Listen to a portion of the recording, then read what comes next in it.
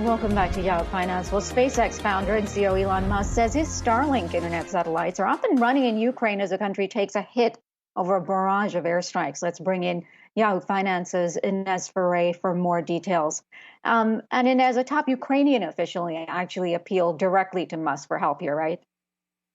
Yeah, that's right. Ukraine's deputy prime minister through Twitter tweeted out to Elon Musk asking Musk to connect Ukraine to Starlink stations. And Elon Musk replied, Starlink service is now active in Ukraine, and said with more terminals en route. Now, this comes after intermittent power outages in some areas of Ukraine with heavy conflict.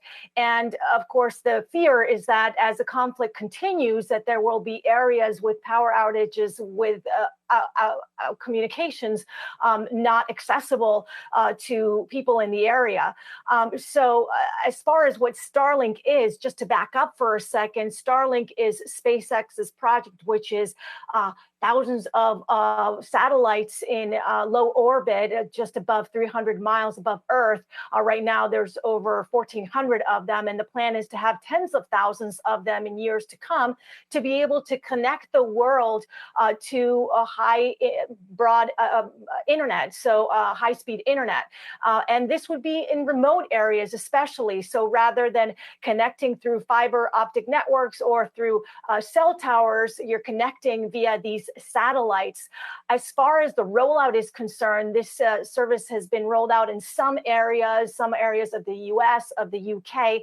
And according to Starlink's website, the activation for Ukraine was supposed to happen in 2023. So this does appear to be an expedited rollout or activation in Ukraine of the Starlink network. We had a guest on earlier praising Elon Musk for what he's doing there and getting those Ukraine soldiers access to the internet, which is really a lifeline to them in so many ways.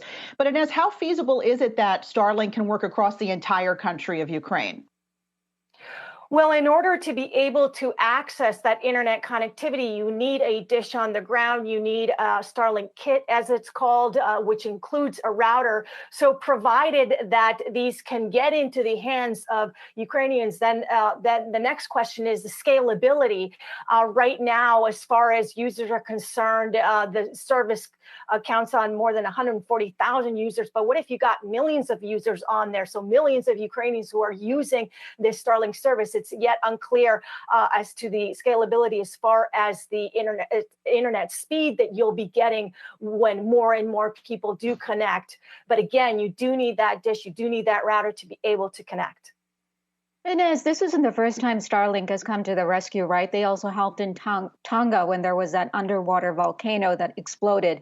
It was a lifeline there. And I'm wondering how much ammo does this now give Musk? Because he got a lot of flack for having a lot of, junk in space. Remember, his satellite almost hit one of the Chinese satellites, and he was getting a lot of flack and a lot of trouble for that. So is this sort of a redemption for him in a way?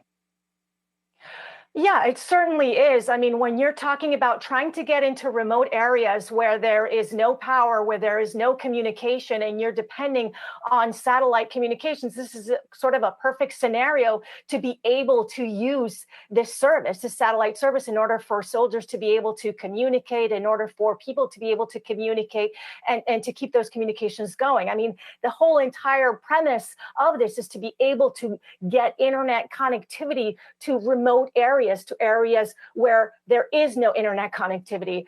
So this is definitely a sort of redemption for Elon Musk, as you say.